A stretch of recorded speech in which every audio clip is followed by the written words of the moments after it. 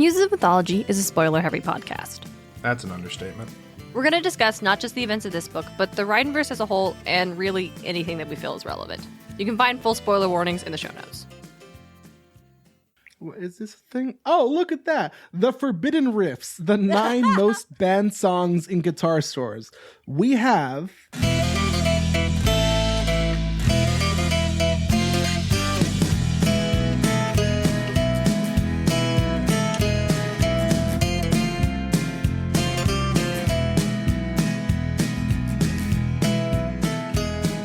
Welcome to Muses of Mythology, a podcast where we explore how ancient myths become modern pop culture.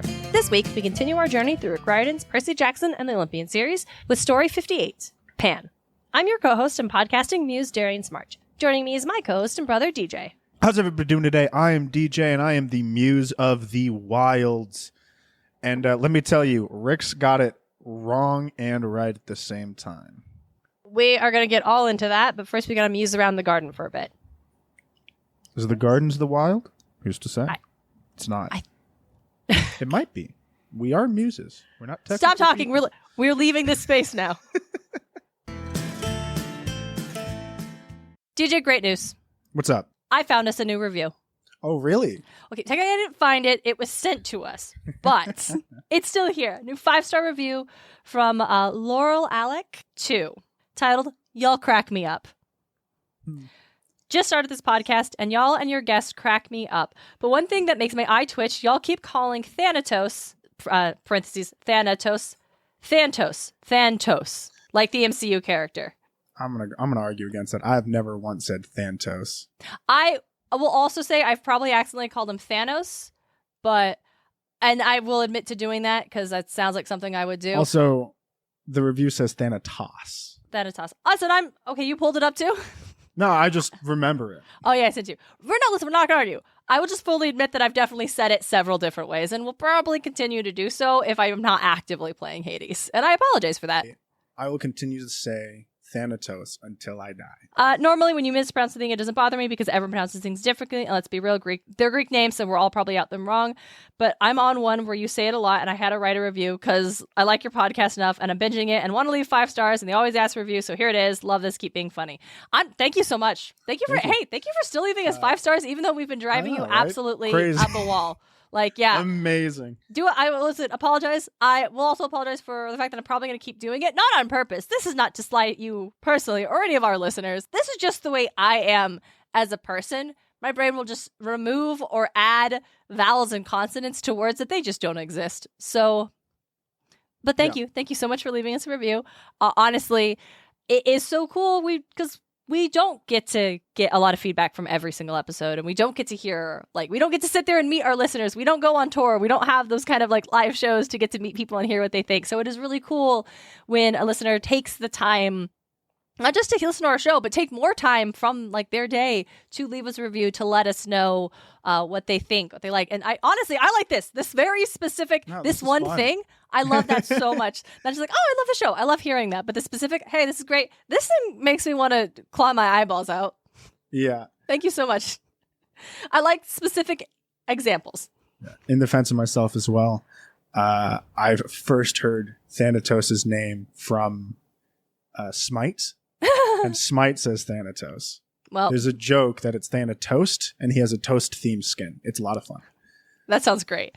But yeah, just big thank you to a listener for leaving it. All the listeners who've left reviews. And honestly, if you like the show, and you must because you're listening, especially you're listening to the mid-roll part. I know. And if you think our show is valuable and other people should also listen and you want to see the community grow, leaving a review is a really, really cool way to do that. Just let people know why the show is worth their time. It helps a lot when people are thinking about whether or not they want to start this silly little podcast. We absolutely love hearing from fans, and we would love to hear more from you guys. Yeah. It's an absolute blast, and it genuinely makes us feel very good. Yeah. Growing the audience allows us to grow the show and additionally grow the impact that we can make as a show. And speaking of the impact we can make as a show, it is a new month, which means it's time for our monthly Patreon donation. It is a new month, and this month we have 10 patrons, so we'll be adding an additional $10 to make it a clean $20 bill to The literacy. We're just going to put it in an envelope and mail it to the organization aiming to create a net positive in the world. Yes. And DJ, what is that organization you were about to say? What was it? It is literacy for incarcerated teens, or LIT. LIT supports the school library collections at New York City's juvenile detention centers. They order and maintain approved books and reading materials for young adult readers ages 8 to 17. They coordinate with authors to have them visit the juvenile detention centers for peer-directed book discussions. Oh, that's cool. Yeah. They also provide literacy programming relevant to young people's reading level. So, like, they can never, run out of books and get super bored like a lot of people who have in, the current education system. Speaking from experience, DJ? Just a touch, right? You can learn more about LIT at the link in our show notes. Thank you so much to our patrons who help make these donations possible. If you want to learn more about our Patreon, our monthly Patreon donation, or join that illustrious club, you can do so at patreon.com/Muses of Mythology. And now, back to the show. All right, DJ, here we are. We have reached the end of our journey through the Battle of the Labyrinth. Season 4 is coming to a close. It's a great book, though. God, I think this one might be my favorite. It's definitely up there. I think this one's my favorite, too. But I haven't listened to it in a minute, so who's to say? Who's to say? But we are not finishing our journey alone. No. Joining us is favorite, beloved returning guest of the damn meme page. It's Robert Gaymer. Hello, everyone. How are we doing? Robert, Fantastic. They can't answer you. DJ can't answer you. I can answer. I'm speaking to two people right now, and I'm asking how they are. DJ is doing great. Mm-hmm. Darian, how are you doing? I'm doing very well. I had a very good job interview earlier today. Makes me happy. Congratulations. Good Hell ego yeah, boost. slay. So, Robert, why are you here for Pan specifically? I like getting your guests to tell us why they wanted this topic, and you asked for Pan. I did ask for Pan. Listen, when I asked for Pan, oh God, how many months ago was this? Long I'm pretty sure ages. I had a reason to ask for Pan. I don't remember that reason. So my new reason is because I have one favorite story of Pan that I really like that y'all didn't mention in the notes. So I'll be happy to mention that. Wonderful. Oh, I'm so excited. Awesome. Well, first, Robert, since you are the guest, please tell us, what do you remember about Pan from the Percy Jackson series? What's his deal? All right. So Pan in the Percy Jackson series sort of follows the basic origin of Pan. Somebody heard that, hey, the great god Pan is dead. And ever since then, the satyrs never believed it. So they kept sending out people. They kept sending out satyrs, not people. Satyrs. The satyrs are like, nah, Pan's not dead. Let's keep sending out satyrs to go find him. And for years and years and years, no one can find him until finally Grover went into the labyrinth with his brilliant idea that actually worked, but is like, well, if we can't find Pan where the wild is, maybe we'll find him where the wild isn't. And lo and behold, they found him where the wild isn't in the labyrinth. Yep. They find him. He goes around the group being like, you're all special in your own way. Peace. And then he dies. Yeah. That's basically the jam. I think I'm going to allot, let's say 12 minutes of yelling about that sequence because we gotta. It's a weird sequence. It is such a children's book sequence. And I do mean that in the best possible way. I mean it derogatorily. Percy Jackson, the children's book series, derogatory. Oh, no. No, so as Rob says, we all know this, readers, our dear listener, you know what's up. But the Labyrinth brings our group of brave heroes to like just deep within the Carlsbad Caverns of New Mexico into a beautiful like underground oasis where it's like the walls glittered with crystal and strange light, beautiful plants grew. And then there are just tons of, extinct animals, a dodo bird, it looks like a Tasmanian tiger, a huge rodent, the mother of all guinea pigs, and roaming behind the bed, picking berries with its trunk, was a woolly mammoth. And on the bed lay an old satyr. He watched us as we approached, his eyes blue as the sky. His curly hair was white, and so was his pointed beard. Even the goat fur on his legs frosted with gray. His horns were enormous, glossy brown and curved. There is no way he could have hidden those under a hat the way Grover did. Around his neck hung a set of reed pipes. Grover fell on his knees in front of the bed. Lord Pan! The god smiled kindly, but there was sadness in his eyes. Grover, my dear brave satyr, I have waited a very long time for you. And the dodo bird hums It's a Small World, and then later hums Kumbaya. And I love that Percy's like, I noticed all my friends were kneeling. They had odd looks on their face. I got to my knees too. Like, he's not odd by the situation, but it doesn't occur to him to be reverent. Yeah. Because Percy is not one to be reverent in the face of the gods. Any god in particular. But he does make an exception for Pan here. This dude's never personally fucked him over, so... Not yet. Not yet. Would you consider giving everyone a little pep talk and then to Percy being essentially like, hey, you're special, and then he just dies? Like, would you consider that fucking him over in some way? I don't know. Robert, you do keep saying everyone gets a pep talk, but one Nico DiAngelo... Except Nico, who you can't pretend that Pan just didn't fucking notice him, because he does speak to Nico. He does acknowledge Nico when he says, I'm dying. He says... Pan says he's dying. Grover's like not wanting to accept this. Dear Grover, you must accept the truth. Your companion, Nico, he understands. Nico nodded slowly. He's dying. He should have died long ago. This is more like a memory. And then everyone gets a pep talk except for Nico. And I want to just talk about why the fuck. Just things like 12 that minutes. feel I just don't. the things that aren't necessarily homophobic but feel like they are. Feel homophobic. Yeah. I think it just continues that train of Nico's a little creepy. Even the god thinks that. Nico's a little grandma. Has Nico confirm what he is saying. He like, hey, you kid, do this thing for me. Confirm to them that I am dying. All right, now I will not speak to you, even as I'm telling everyone else how special. I've gotten everything I need from you, and you get nothing from me. You get the simple fact. You get to be one of the announcers of I'm dying. Yes, basically. It's like Tyson gets a thing, Annabeth, even Miss Rachel Dare. Can we read quickly what he says to each of them? Yes. Robert, would you like to? Mm-hmm. Yes, of course. Percy Jackson, the god said, I know what you have seen today. I know your doubts, but I give you this news. When the time comes, you will not be ruled by fear. He turned to Annabeth, daughter of Athena. Your time is coming. You will play a great role, though it might not be the one you imagined. Then he looked at Tyson. Master Cyclops, do not despair. Heroes rarely live up to our expectations. But you, Tyson, your name shall live among the Cyclopses for generations. And Miss Rachel Dare. I know you believe you cannot make amends, he said, but you are just as important as your father. I know you don't believe this now, Pan said, but look for opportunities. They will come.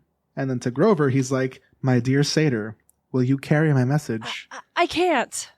You can, Pan said. You are the strongest and bravest. Your heart is true. You have believed in me more than anyone ever has, which is why you must bring the message and why you must be the first to release me.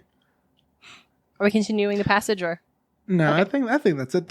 And then, I guess he just looks at Nico. He's like, It's so weird. I remember it being mentioned later. I don't think it's mentioned in this book, but is it brought up in like the Last Olympian or something about how... I don't think it's brought up again. I swear I have it in my head where Nico's talking to Percy about like how he doesn't belong anywhere, and Percy can't even deny it because he thinks about how Pan didn't like speak to Nico. But did I make that up? No. There is something like that. Yeah, I think Pan didn't even speak to Nico while you're reading it. That's what Pan you thought. Fucking instead want of, you hear, dude. attributed to Percy's voice.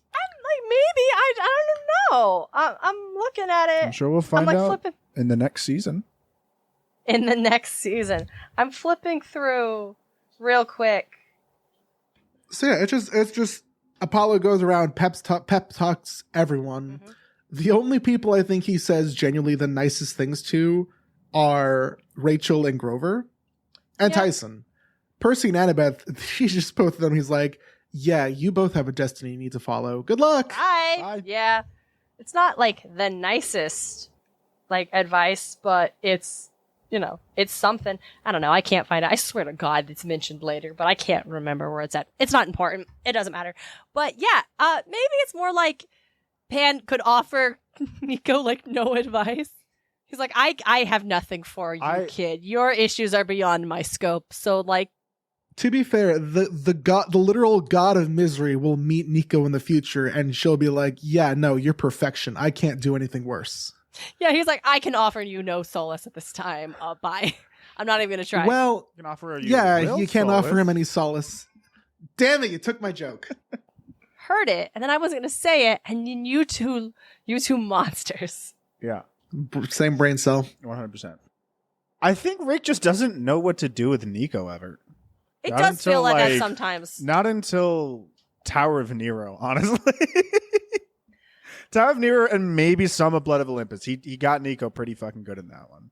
Yeah. I think that's why Nico was a character in Blood of Olympus. It's like, okay, what do I do with this character? Let's actually get into the mind of this character so he gets his own chapters, okay? Yeah. I can't wait for Sun and Star to be like the best written Nico just because Mark's helping write. Yeah. I think Marcus Show is going to kick ass. It's going to be painful. But I think good. I'm not worried. It's going to be a lot of fun. I'm not worried. Haven't figured out how we as a podcast are going to consume that. I think we're just going to go be on everyone else's show and as they read it and talk about it, and we'll continue on our little journey uninterrupted. But discussing now, Pan's whole thing really is like to die and or to already be dead. He is part of the like overall message of environmentalism that Rick has put in these books that I find so aggressively depressing in the year 2023, which is not fair. And I think it's good. I think we should still fight for this, but it is aggressively depressing to see children, like kids, young adults, actually going out there and actually trying to fight for these things that they are told to fight for in regards to like environment and protecting nature and the planet, and previous generations just dismissing them and actively stopping them and actively blocking anything they could do. And that's my downer note for this thing. I can't not. I'm sorry. Keep up the good fight, but whoa, it bums me out reading the Pan thing now. That makes sense. I find it confusing. Are we gonna yell about the wilds now, or do you want to yell about the wilds later? We'll do it about later. I've just been dropping seeds. Yeah, foreshadowing. DJ knows story structure. Seeds to grow for that wild you have to describe. Planting seeds in our listeners' heads for when I actually decide to bring it up. Moving forward, that's really all Pan's saying. He really serves for Grover's arc in particular, going from like an uncertainty, and the one certainty in his life is he believes Pan is real and he believes he will find him and bring him back, and that will create like the stability in the world again. Pan will protect the nature. And when he meets Pan finally at the end, Pan's like, nah, man, I'm out. I've been gone for a long time. You really do need to tell them that I'm gone and let me go. Mm-hmm. And that pivots Grover's journey into one of like a leader and of activism, and not just someone who's like supports those he believes can push change, but who is going to go set forth and create change himself. Now, do we see really the culmination of that in this series? No, we really have to wait till Burning Maze until we really see that. But it's good. I do like it. Yeah. And we only see it in like a time of crisis with Burning Maze. It's not like the standard lobbying that Grover is trying to do. Yeah, when he mentions talking to like nature spirits and things like that, but rarely do we get to see it, which I guess would make sense because like Percy's not around for that, and it would be weird for Percy to be there when Grover is doing it. Yeah. But I would like to see short the Grover stories. POV. Right. There's a Grover book. There's a lot of like, I mean, we had years without Grover and like Heroes of Olympus and just like, you know, prior to it, most of Trials of Apollo. Grover's been doing stuff. We just don't know what. I mean, sometimes that just happens. Your childhood best friend, you and them do different things in life. Yeah, it happens. But at least they get that road trip at the end. So Pan, god of the wild, god of nature, god of satyrs. So as with like most of our mythological figures, Pan has a bunch of different like parentage background setups. I'm not going to go into a lot of them. Usually it could boil down to it was Hermes and then some nymph Apollo and someone. And then in one comedic account, Pan was born after Penelope from the Odyssey had an orgy with like all 108 of the suitors. Jesus. This one's less likely. Yeah, very Damn, less likely. Maury's going to have a fucking field day with determining which one's the father. Oh, no. In any case, what happens after Pan is This born? will be the first one that they pull out. Same Oh, damn it. No, you absolutely know. They like You open it are early, not they the check and be father. like, okay, so the father's going last, right? Oh, you got to build up that You have, suspense. you have three guys. The first two are going to be not the father, okay? Mm-hmm. We know how to do television. it's just like a 3-hour episode of all 108 men. All 108 coming men up and are being not like, the father, and it's Zeus.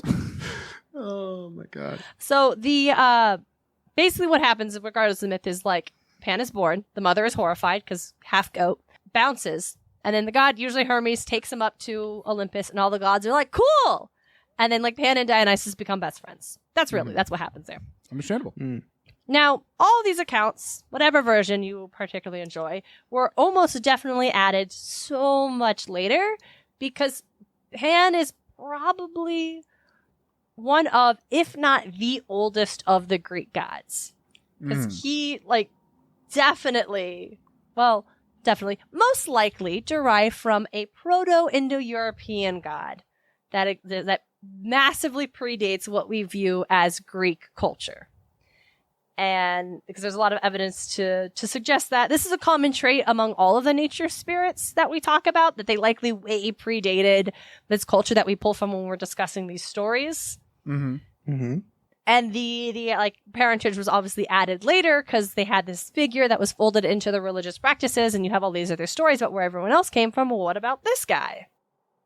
Typically seems to be the what the fuck is the word? The process. The process. Yeah, that's usually the process. The name Pan in classical Greece came to mean all, as Pan notes in actually the Rick Riordan books, and it actually was a word that meant root or rustic, symbolizing the connection with shepherds, with those rustic, untamed places, essentially. Mm-hmm. You heard it here, pansexuals. You're not attracted to everyone. You're attracted to roots. Or you got the just peak rustic hospitality. Absolutely. Exactly.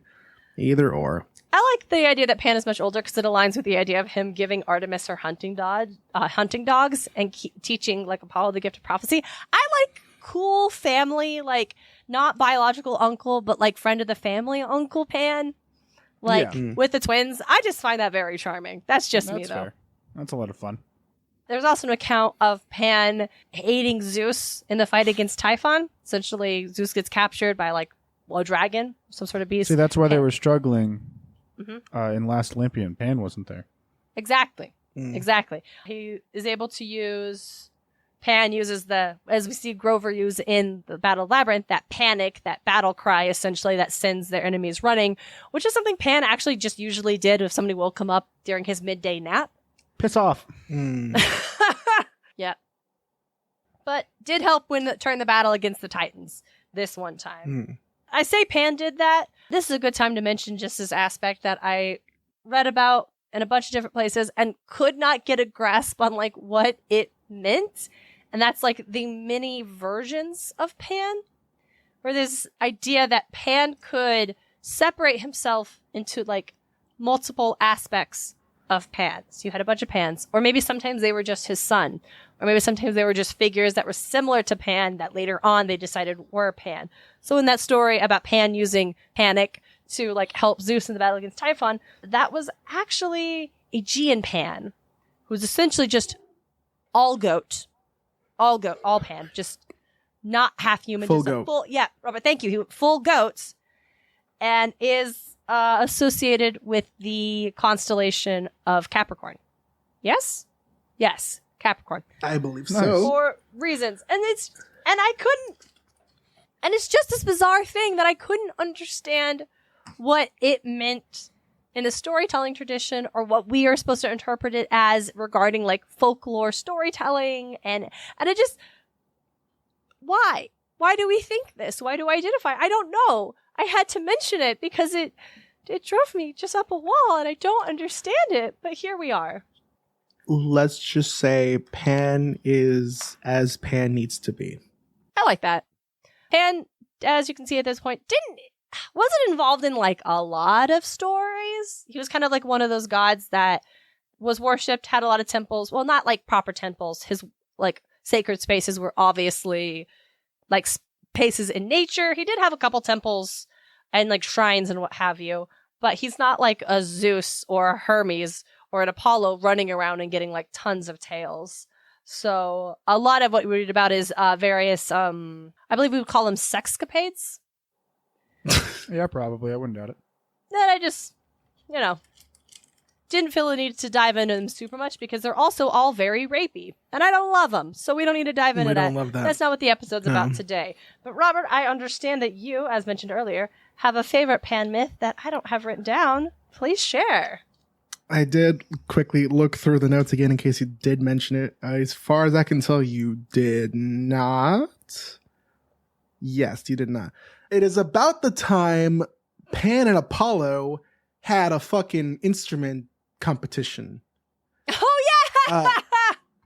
Basically, what had happened is that Pan, he was a great musician, and he was boasting about how his pipes were great, and Apollo heard him, and he's like, yeah, fuck you, dude. Me and my lyre, how do you pronounce it? Lyre. Me and my lyre, we rock those beats.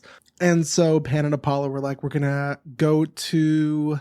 You know who the judge of the contest was? This is my favorite part. I believe, I don't know how to pronounce it. It's like Tomolos? Oh! We may be thinking of different myths. No, it's probably just a different telling. But you know who Tomolos is? Maybe. He's a mountain. He's a what? He's a mountain. Oh, he's a mountain. Pan and Apollo chose the mountain Tomolos to be the judge of the contest, since no one is so old and wise as the hills. Okay. Pan and Apollo, they went before the mountain to have their battle.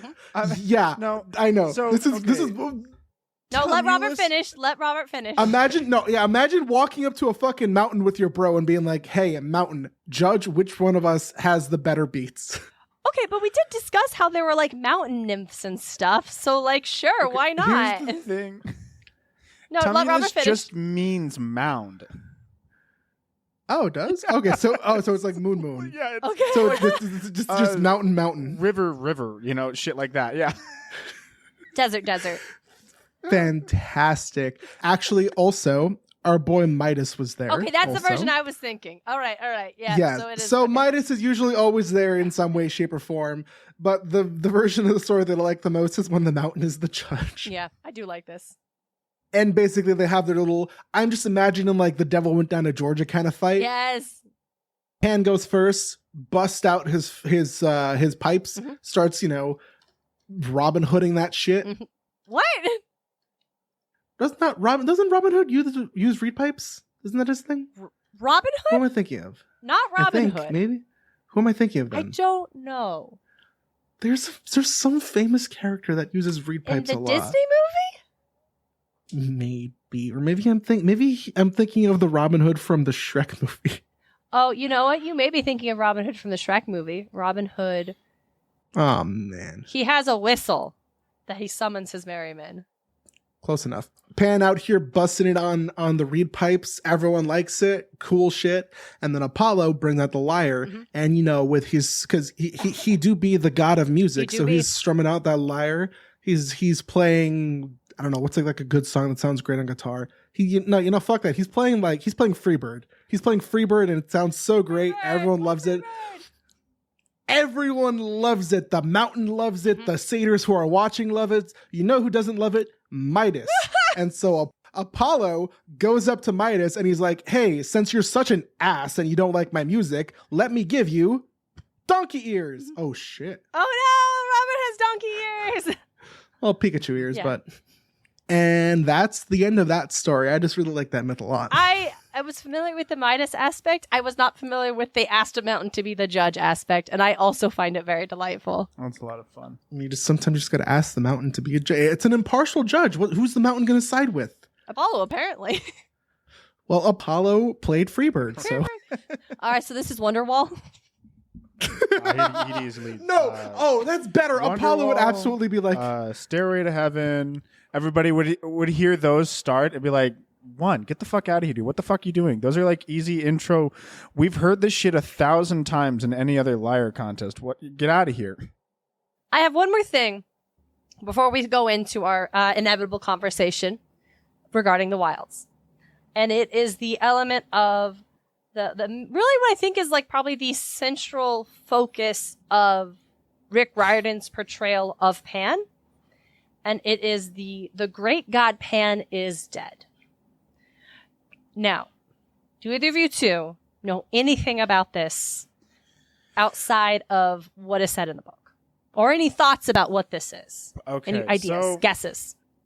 my thing is I've heard two different interpretations of what was said. Ooh. Because with the satyr in this part that you're citing, the satyr here is the great god Pan is dead.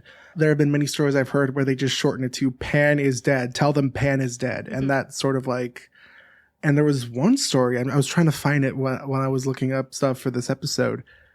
One that was literally like, tell them that panic is gone. Ooh. And I mean, all in all, they all take it the same way, that the Pan the god is dead, mm-hmm. that Pan the god is no more. Yeah. I remember also reading somewhere that I think, I don't know, maybe you explain that, but those are the only other two things I know. Yeah. DJ, what do you got? I mean, just like essentially what is in the book. It's just like, I've heard the myth outside of the book, but it is just a guy sailing past and it's the god Pan is dead. Right. Mm-hmm. And then anytime I think about it, I'm like, just imagine that guy turning to his like friends on the ship, like, okay, Nietzsche, look at this motherfucker. Are you kidding? All right. So what do you say? they're just cruising past. They're like, wait, what did he say? Did he hear God is dead? Okay, Nietzsche, whatever. Oh, no. All right. God is dead. Just walk up the shore, be like, hey guys, some dude on an island said God is dead. Basically, so here's where we get this from. We get this from the Greek historian Plutarch, who, I want to just set the scene for you. This dude, he was born 46 AD and lived until roughly 119 AD. So that was his lifespan. Now, in his essay, which I'm not going to try to pronounce in the Greek, but it translates to the obsolescence of oracles. He claimed that a certain incident took place during the reign of Tiberius, who reigned from 14 to 37 AD. So this happened minimum about 10 years before this dude was born, maximum about 30 years before he was born. So translated from here. Okay. Just a side note, this essay this dude wrote about like the oracle, it really was just like answering why there are fewer oracles now than there were before. And essentially it's like, well, there are fewer people, so we don't need as many of them. And yet we have all these other things from it. So he's also a historian. So here's what he wrote. Oh, this Aperthes was my townsman and a schoolmaster who told me that, designing a voyage to Italy, he embarked himself on a vessel well laden with both goods and passengers. About the evening, the vessel was beclaimed about the Isles of Echinades, whereupon the ship drove with the tide till it was carried to the Isles of Praxi, when immediately a voice was heard by most passengers, who were then awake and taking a cup after supper, calling unto one Themis. And that was so loud a voice as all made the company amazed, which Themis was a mariner of Egypt, whose name was scarcely known in the ship. He returned no answer to first calls, but at the third he replied, Here, I am the man. Then the voice said aloud to him, When you arrived at Palodes, take care to make it known that the great god Pan is dead. And it goes on to talk about how they're like, this voice seems like a lot of it. What's up with that? Themis, for his part, was resolved, if the winds permitted, to sail by the place without saying a word. But if the wind ceased and there ensued a calm, to speak and cry out as loud as he was able with what he enjoined. Being come to Palodes, there was no wind stirring, and the sea was smooth as glass. Whereupon Themis, standing on the deck with his face towards the land, uttered with a loud voice his message, saying, The great god Pan is dead. He had no sooner said this, but they heard a dreadful noise, not only of one, but of several, who, to their thinking, groaned and lamented with a kind of astonishment. and there being many persons in the ship, an account of this was soon spread over Rome, which made Tiberius the emperor send for Theumas, and he seemed to give much heed to what he told him, and that he earnestly inquired who this Pan was, and the learned men about him gave their judgments, and that it was the son of Mercury by Penelope. And so we're getting, the Hermes and Penelope being the father of Pan thing. So that's the account we have. Dudes were sailing. This is like a third-hand account. Yeah. From Plutarch, from a guy he knew in town, who another guy was going on a voyage to Italy and was on the ship and saw this happen. Yeah, I knew a guy who knew a guy who knew a guy who knew a guy who knew a guy. Sailing past an island. A guy's cousin, who was once on a boat sailing past an island where suddenly someone from the island was calling for one of the sailors. And this sailor was not well known, so how did he know he was on the boat? Imagine just like some drunk guy on an island just being like, yo guys, just yelling shit. Like, there's a ship. Hey guys. And he just like yelling different pantheons too. Anubis is a puss, bro. It's just like really going on it. I can see the future. So what is oddly perplexing about this is if we jump cut to like a century after Plutarch was running around, there were still active shrines to Pan throughout like Greece. So like it wasn't like people had stopped worshiping Pan or like anyone in this particular like religious practice thought this. Yeah. So what's up? Anybody got some theories as to what the hell was this? A drunk dude on an island yelling shit. Like, yeah, that was DJ's guess. Drunk dude on an island yelling shit. I mean, even if Pan is dead, how does this guy know Pan is dead? Did you kill? Listen, let's call my friends down at the stations to interview this guy. We need to how get does a he know that person Pan is on- We need to dead? get like a murder detective on this case. Like, what the fuck's going on here? Yeah. Like, if Pan is This is dead, very we need to figure out suspicious. why. This is a very suspicious tip.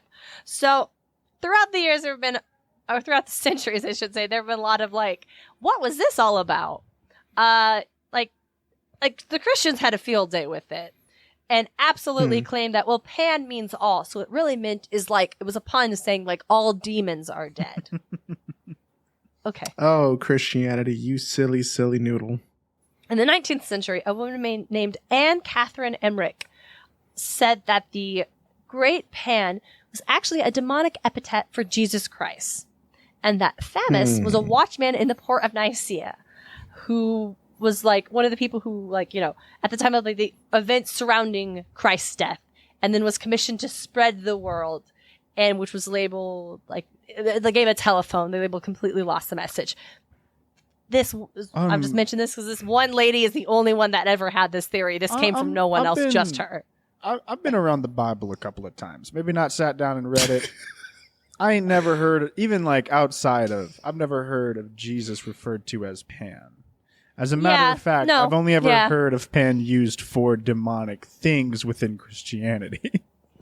Yeah, it's not a widely supported claim. Yeah. Like if I've only ever, even when like Christ died, every time somebody says something about it, it's always Christ is dead and Christ is risen, right? It's Christ. Yeah. It's not. Yeah. Well, translations, maybe in Greek, I don't know, but that makes sense. Some have described a more symbolic meaning to it, suggesting that, given the timeline around 30 AD, what it's saying is, the great God Pan is dead, referring to a shift in the theology with the advent of Christianity. Mm-hmm. This is It can't be Jesus, though. Doesn't Jesus die when he's like 33? Yeah. In 33 AD, 3 years later? Well, it's a rough estimate. Because this story was said to have happened during the reign of Tiberius when he ruled from 14 to 37 AD. You're telling me the timeline of the Bible is not accurate? No, the reign of Tiberius is a documented thing, and she just said the times of it and when Christ died happens within that time. And that's this I can math. It's okay. This explanation feels more like people noting the timeline and just subscribing things 2,000 years later or so. Now, we're going to talk about a naturalistic explanation to this thing, which is very similar to DJ's drunk guy yelling on a beach theory. Yeah. Now, before we get into this, I want to say this is endorsed by our dear friend Robert Graves. So take it with all the salt in the ocean, dear listener. Every grain of salt in the ocean.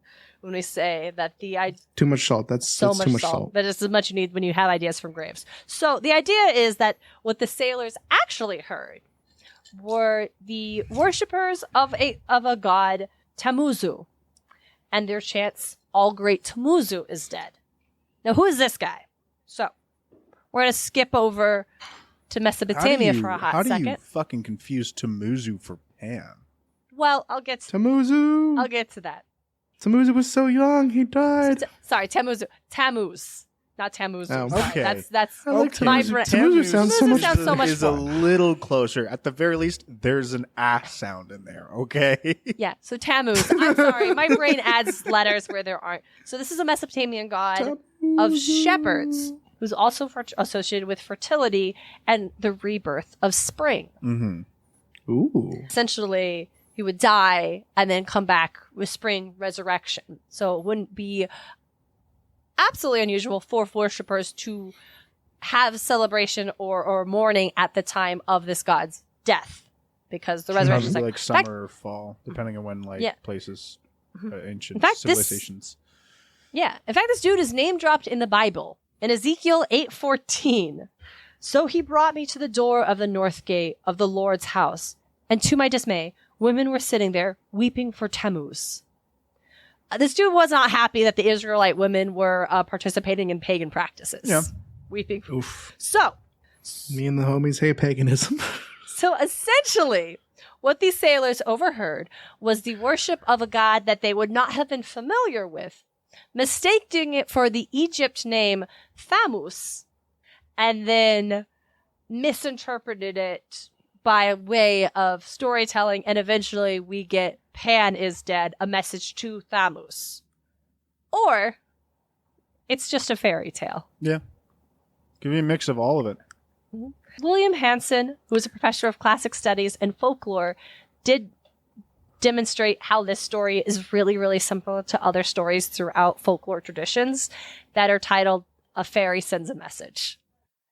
It is possible it never happened, and is just my a similar source story is that it that came got to written me down. in a dream. Oh, what's that meme that's been happening recently? My sources, I made it the fuck up. Yeah. Senator Armstrong from Metal Gear Rising: Revengeance. My sources, I made it the fuck up. Yeah. So, the last thing I have to say on the gods to the great god Pan is dead is in the books, Pan talks about how the satyr Lysis was the one who he gave the message to, was the one calling that Thamus heard. That was the source of the voice. As far as I can tell, here's another Rick Riordan OC Do Not Steal. I cannot find any evidence of a figure, a satyr named Lysis from Greek mythology, or it's just so niche that the SEO is totally buried and only the Battle of Labyrinth quote comes up. Rick Riordan, where did you get your sources for your mythology? My sources are I made it the fuck up. I ain't mad. But I mean, it does explain, like, where did the voice come from? Because that's not at all questioned. Like, y'all are talking, like, you're just talking, how does this voice know Pan is dead? What's up with that? Polarch and Tiberius, no one questions it. They're just like, oh, who is Pan? He's dead? That seems important. And then no one's like, who's this guy? Where's this voice coming from? How do they know he's Demos? It's just an island, right? There's an island over there. There's probably inhabitants, and they're just yelling at ships. Everyone asks, where did the voice come from? But my question is, where did the voice go? I want to know how that voice managed to carry to a fucking ship, okay? I don't Right, think is audio that bounces off common? water. Even in calm waters, you're not fucking. You need some fucking lungs to shout out loud, even with some calm waters. So it's got this magic satyr. Magic satyr, maybe. What if Pan died and transferred panic to the satyr, and the satyr used panic for like last time to like do a big shout? He's like, "Yo, Pan dead. He dead." Yeah. No, I buy that. Yeah, that works for me. Sure, why not? This is by no means a fully comprehensive thing on anything you could ever talk about Pan. And I also want to mention that none of our episodes are ever meant to be fully comprehensive. No. Like, they're meant to be super fun, spark notes. Hey, I didn't know this. Did you know this? Not at all. And then if you like that, dig into that little nugget and learn more. They're supposed to be the start of a fun journey or a moment in a fun journey. Absolutely by no means do we ever pretend to know everything about these things. Now, let's yell for 20 minutes about what the wilds mean. Or should we talk about pop culture first? Let's do the wilds, and then we'll work our way to the pop culture. What the fuck is the wild? So I only realized it on third or fourth, however many times I've been through this book now, whether it be reading or audio. I only ever realized the wilds aren't specified enough, right? So his definition of the wilds is land untouched by man. And he's been chilling in this cave because it's the deepest part of this really deep cave system within the New Mexico area, maybe Arizona, something like that. And it's like, well, now that you guys have shown up, it's been touched by man, so I guess I'll die. But it's like, there are parts of the Amazon jungles, Sahara Desert. There are plenty of locations on this earth. The whole ass Antarctica might as well be untouched by man. We have literally... all of mankind has agreed to be like, hey, let's not actually mess with this place. We're going to go there for scientific study, and that's it. Like, there is no settlement aside from like maybe one or two for for people who go there. Well, would that count maybe? As soon as you get there, it is not untouched. It is not the wilds anymore. It has in some way been tamed, organized. The moment they set foot in that cave, that cave is no longer untouched by that logic. Yeah. Then he shouldn't have even been in the cave. Does it does it really not matter as to like, I've now set foot on Antarctica. Now all of Antarctica is tainted by man. Does that make sense? I mean, to be fair, now that people have stepped on Antarctica is tainted by man. I think it is. I would argue. I think it's also hesitant to say that any place humans are is inherently corrupting to the wild, because as you mentioned, DJ, there are places in like the Amazon rainforest where there are communities of human beings who have lived there for so very long. Yeah. And in other places of like, and if this supposedly like Pan is saying, I've been dying since like really, we're not allowed to touch because it's just a bunch of native people throwing spears at anybody who approaches. Justifiably, we have diseases. They will just decimate this whole fucking bubble. They said, "Do not come in." There are definitely don't come in. There's also 95% of the ocean. I would say that humans have pretty thoroughly wrecked the ocean, though. Even if we haven't actually been there. Even the deep sea. I don't know, man. Oil spills. There's an island. Oil sits on top of water. There's a trash island. There's a trash island the size of Texas out there. Like, I don't know, man. Yeah. Okay, but here's the thing. Again, deep seas. There are deep sea caverns that no one's ever laid eyes on. We're really not going to like count those as the wilds? So I have a theory that I don't think necessarily matches for the world Rick Riordan is presenting in terms of mythology and what have you, but makes it essentially work with a couple of pieces. So we have this element of the Pan mythology, of the cry of what Poltark, of the great god Pan is dead. So if that's a huge part of it, you have to incorporate it somehow. And so it folds into Grover and the environmental message and what have you. And if these gods of the wild, we've established in these books that the gods are tied to their domain, specifically the Greek gods being tied to this like vague notion of the flame of Western civilization, right? Olympians specifically, but all the gods, all of these heroes and villains, mostly like monsters now, of these stories tied in this place in Greece, in this region where these stories were told and where they took place, that became Greece, that became these like early, like, was part of a lineage that would influence and become Western civilization and the West as we know it today. So we can't say Antarctica, places in South America, the deep sea, when we talk about what Pan is god of, because if we're tying it to the West and Western civilization, he can only be god of the wilds of Western civilization. And now I want to shout out briefly. Okay, DJ's got his hands up. Go on. No. So, like the Grand Canyon question? The Grand Canyon, we can see a lot of the Grand Canyon. So I'll accept that definition, be like, okay, maybe. Pan specifically is god of the wilds connected to the West. I will raise you a majority of Canada and Alaska. Okay, so here's my next part. The majority of Canada and Alaska are not inhabited or populated in any way, shape, or form. I have another part. Let me continue. Next, we have shouting out Emily from Monster Donut, who is a classic scholar and co-host of the podcast Monster Donut, which is very excellent. And I highly recommend, if you aren't already listening to this, like I imagine if you're listening to us, you are a consumer of the general Percy Jackson podcast community. Cannot recommend them enough. I just binged their whole series so far. They just finished they do one book per episode.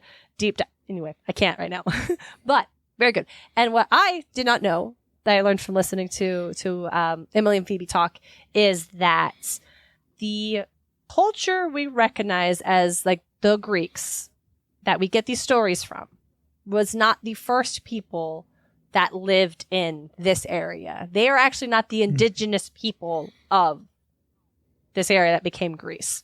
There was another people, the indigenous people, who were essentially pushed out by the civilization that came to colonize the area.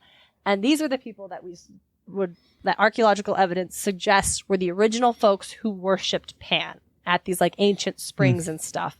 So this factors into not only is Pan god of the wilds can only be places that are not touched by, we would say, colonization.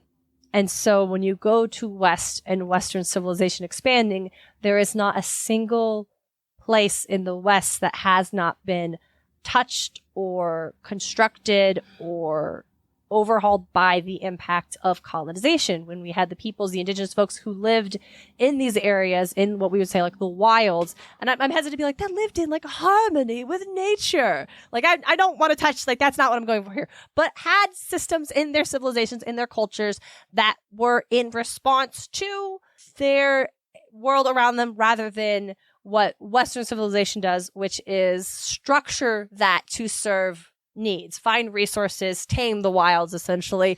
What's that painting you really like? Manifest Destiny. That's DJ just likes the painting. I'm not saying he's a huge fan of all of that, but the painting is pretty rad. And so I would say like even in, you would say like the great frontier of like Alaska or Canada, those places are still inherently structured and governed by the colonizing powers that have come onto those land masses. Yeah, you could wander through the tundras of Alaska or the forest, but like that is all land that's not touched by colonization. Sure, but that's the thing. Humans never even fucking lived up there, let alone yes, they did. Not the farthest reaches of these places. Humans did not live in every single fucking part of Alaska and Canada. Just because we've now put borders does not mean we've colonized. It does. That is exactly what it means. No, I would argue the given fact that 70 to 90% of all Canadians live so close to the United States border, it's like me driving to Montana, right? They live that close, that much of the population. You're really going to tell me that like these thousands of square miles have been in some way touched by human? No. Yes. No. Yes, I am going to say that. I'm absolutely going to say that. It's been tracked and outlined and documented, and highways go through it, and there are borders and barriers and laws that govern it. Canada right fucking now if you say highways go through all of Canada. No, dude, it's not one fucking highway that stretches across every inch of Canada. But if you have, it goes through it. Like, it is marked. Like, this notion of wilds is not as unstructured, as untamed. And I think that as Western civilization has no wilds. That is what I think. I think at this point, you can argue that there are no wilds in Western civilization. I still think definition of wilds is just fucking stupid.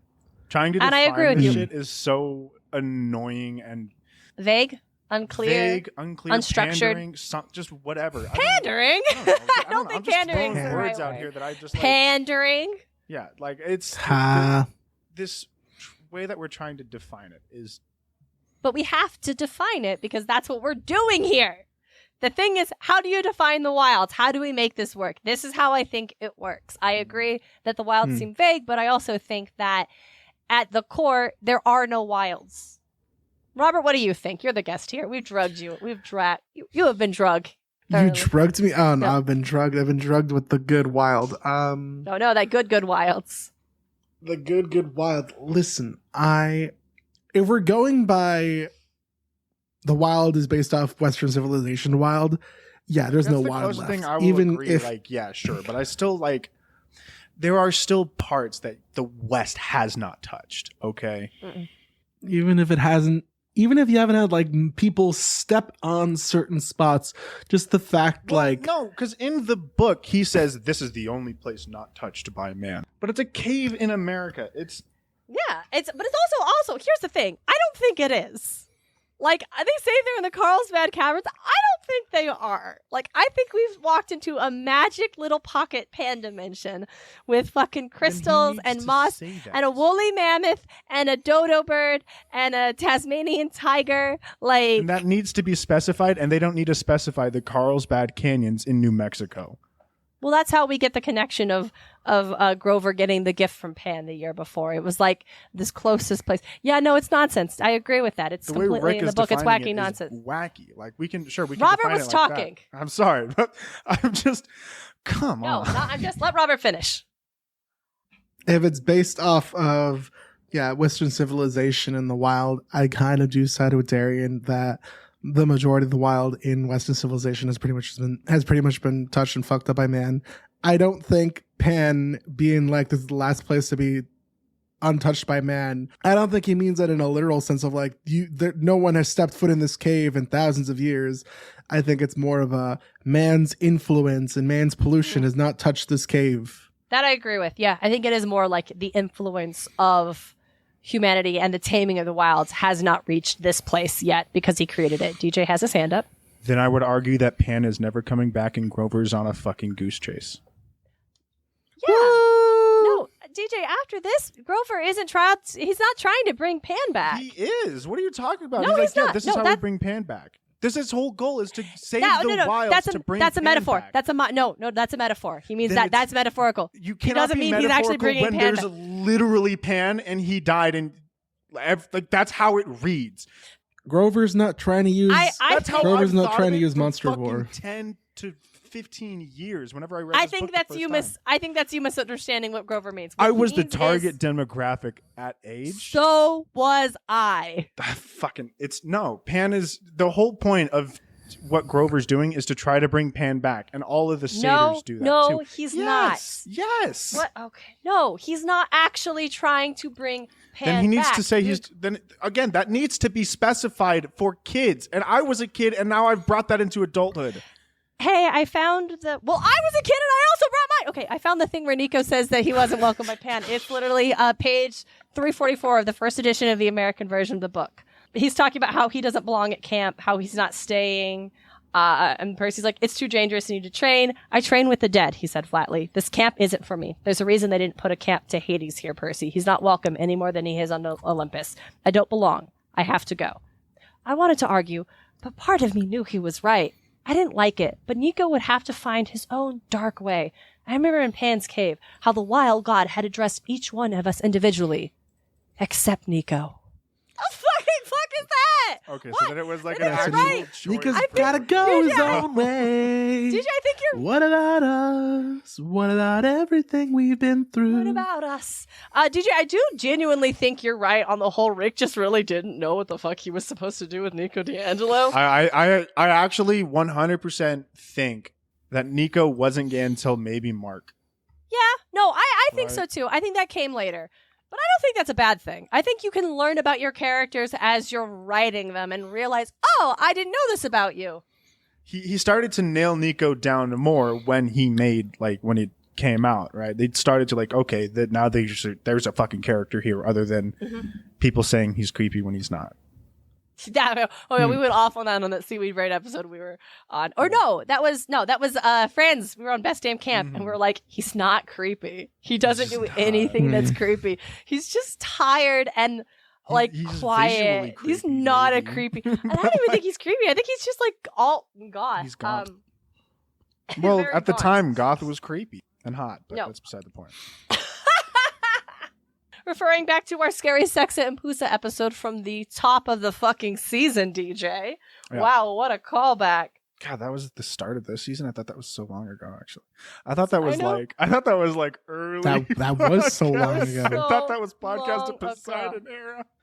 No, I was like one of the first Muses episodes, my guy. Oh, fuck. It's like, homies, last time I was here, I was on Pop. Now I'm on Mom. Hey. So, no, but what Grover says is how, because they're still adamant we have to bring Pan back. We have to find Pan. And when he says we're going to protect the wilds, that's how we bring Pan back. He doesn't literally mean resurrecting the god. The god is gone. He means living in the message and the purpose that Pan. Okay, this is a Jesus metaphor. God damn it. Yeah, no, Pan just went back to the primordial god soup. The soup. Yep, to quote our good friend Owen, the soup.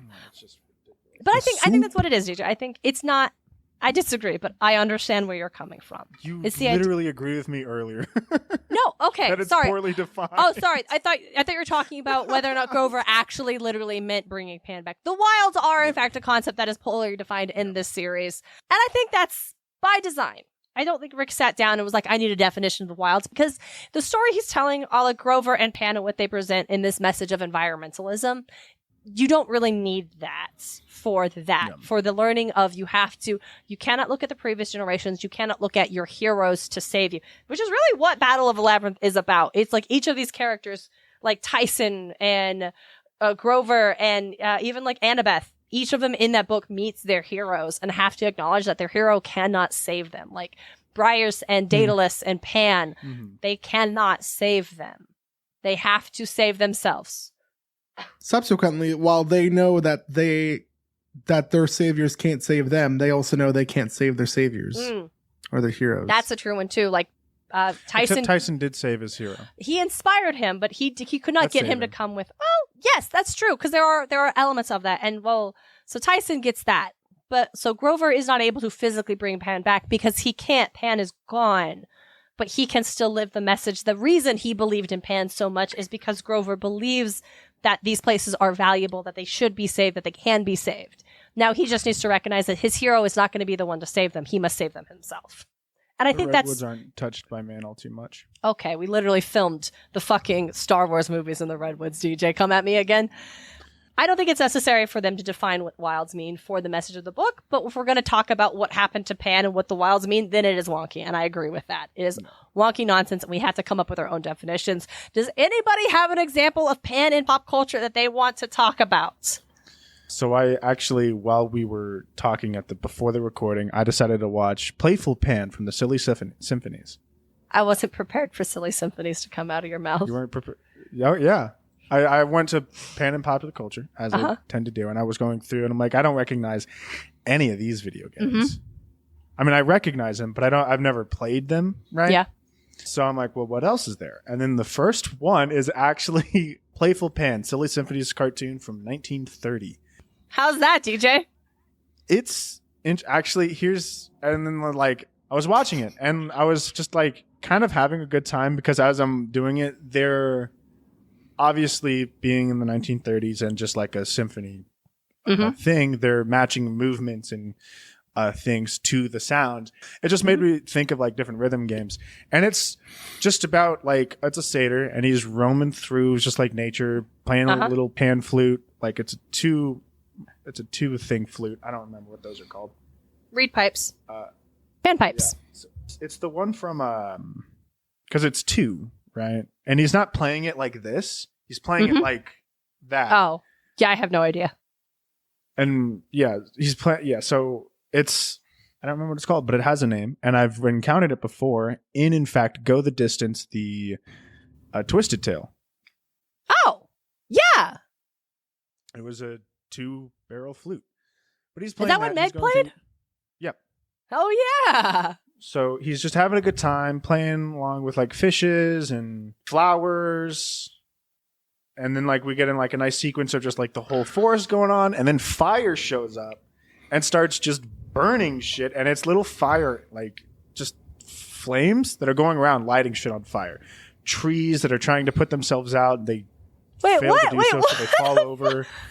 fire gets on like a wolf's tail and he's trying to put it out. A bear climbs up a tree and then jumps to another one and slides down. It's a little horrific if it wasn't for the Disney style. The rubber hose, yeah, okay. Yeah, the rubber hose Disney style. And then so this raccoon goes and runs and gets Pan. And then Pan's like, oh shit, the forest is on fire because he's been napping. Oh no, napping, the midday nap. Yeah, he starts playing a flute, his little flute, and the fire just starts to follow him, gets off all of the trees, just starts to follow him. And then he like runs into like the lake, and he's sitting there in the lake playing his flute, and all the little fire sprites are running into the lake, putting themselves out and effectively killing themselves. I was hoping they would turn into water sprites or something. Nope. Oh my god. No, they just turn into like steam as they go in. And then there's one that's very hesitant about it, that's like super not listening to it, and so he just goes and he just smacks him. Oof. Okay. I don't have any from pop culture to share. Neither do I. I had DJ talks about Smite and then 6 question marks behind it. Since you talked about silly symphonies, I figured he wasn't as... There are satyrs in Smite. If it's not Pan, I don't want to hear about it. Satyrs, right? They're just chilling. They give you the speed buff. Or that's cool. Centaurs? I don't remember. My one big piece of pop culture that I've interacted with that has Pan buff. in it. That's what they get.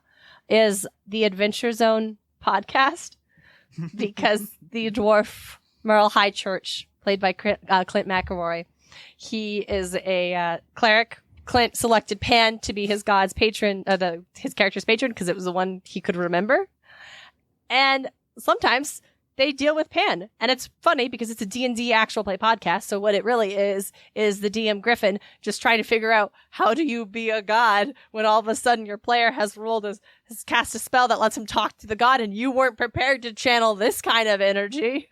Yeah. And there is a very, very sweet scene between Merle and Pan at the end of the story, but I can't discuss it because it's major spoilers, and we'll spoil everything here, but I'm not going to spoil that. It's my favorite story of all time. It's very important. It's like this is one that you cannot have spoiled for you. I mean, you can. If you do, it will be spoiled. It'll be different, but there are some it's things lovely. I'll be like, oh yeah, spoil it. I don't care, and then I'll be like, I'll have just like the same effect essentially.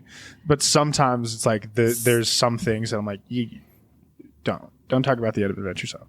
Yeah, it's lovely though, and it fills me with good, warm, fuzzy nature vibes. So, Robert, do you got any Pan facts? Pan facts? Don't say Pan's Labyrinth. That's not Pan. He's just called the Fawn. I checked. No, I was not going to say Pan's Labyrinth. Actually, I did know that Pan's Labyrinth doesn't really have anything to do with Pan. No, I don't really have any Pan facts. No, I know. It's wild, right? He does appear a lot, usually as a motif, but like... He sort of has the same vibe as Icarus, where there's one really big story everyone knows him from, and they derive that lesson, or they derive something from that big story. Yes, exactly that. I mean, but in Icarus's case, it's pretty much his only story. It is. Pan at least got to do kind of other things and has more interesting elements. He's not just this archetype that poets really clung to. Though to be fair, like the neo-pagans are really, really into Pan, so he's got that going for him, honestly. I mean, it's Peter Pan. It's based off of Pan. What?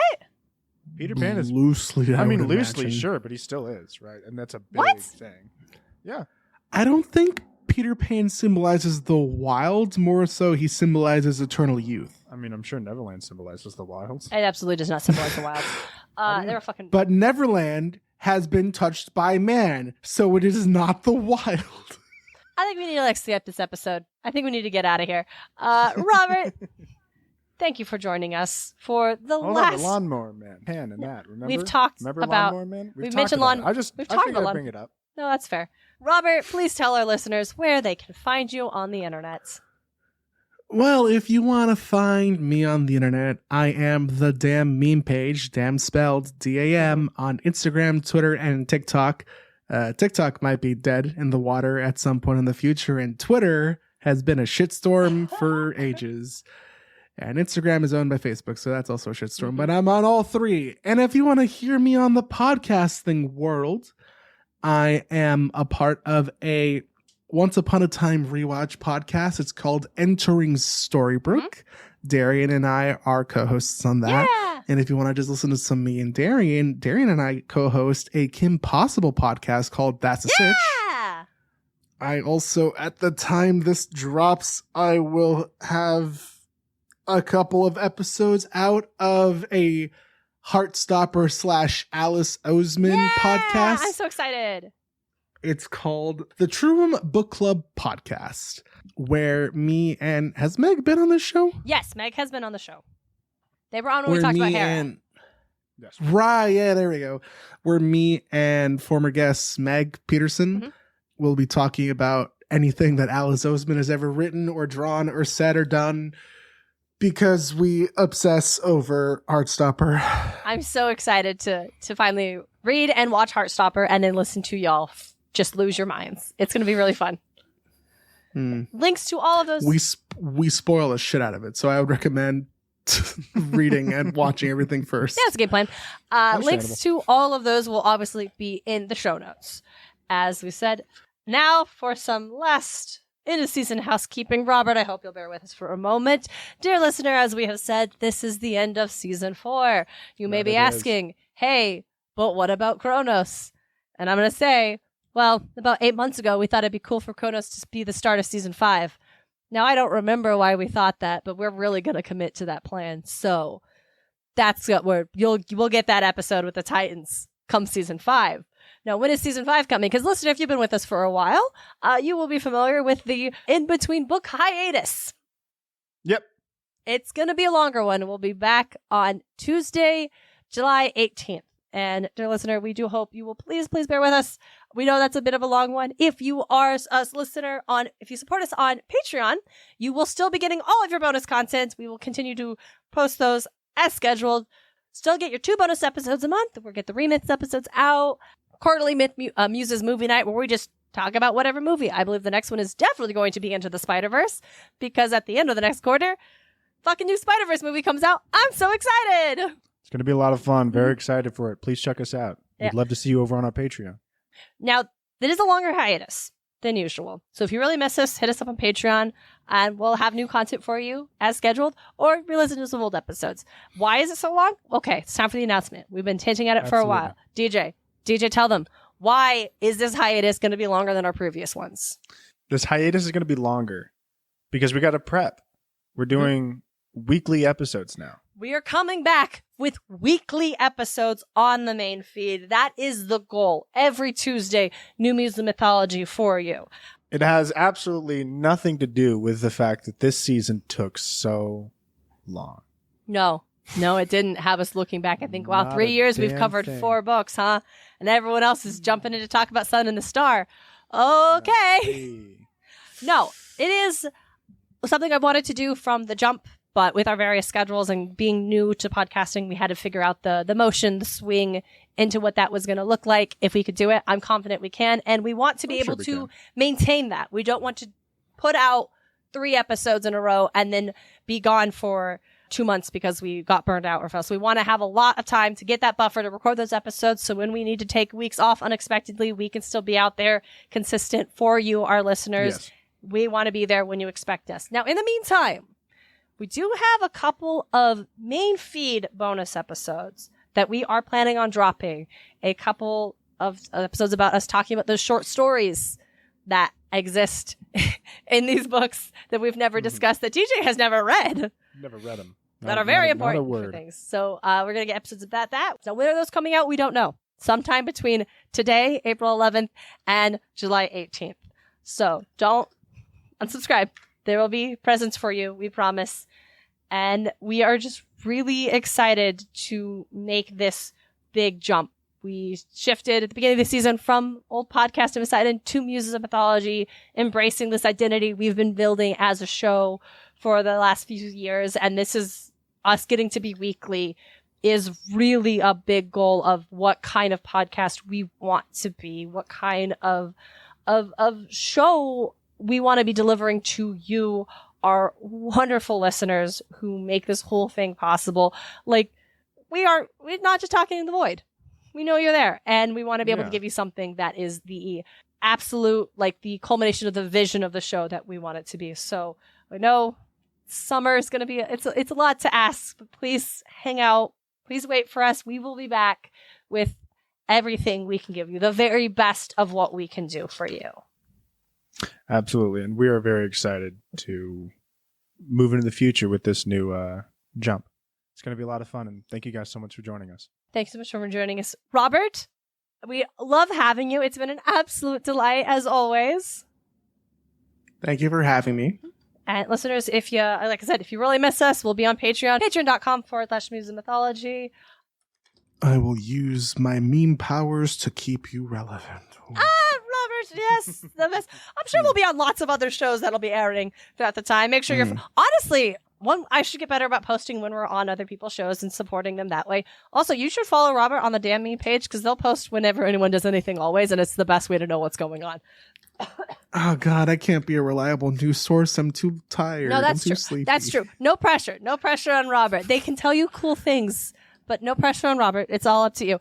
So we will be back in your ears on Tuesday, July 18th to talk about The Last Olympian. And until then, don't be like Zeus. Don't be like Zeus. Don't be like Zeus. Muses of Mythology is created and hosted by Darren and DJ Smart. It's edited by Darren Smart. The show is produced by Darren and DJ Smart, as well as Tim O'Connor, the Crystal Con Man. Our music is Athens Festival by Martin Hain, and our cover art is by Audrey Miller. You can find her on Instagram at bombshellnutshellart. Want more Muses of Mythology? Support the show on Patreon. Just $1 gets you exclusive bonus content. Get more at patreon.com/Muses of Mythology. You can also support the show by leaving a review at lovethepodcast.com/Muses of Mythology. Or tell a friend why you love the show. Don't forget to check out all of our episodes and episode transcripts at musesofmythology.com. Thanks for listening.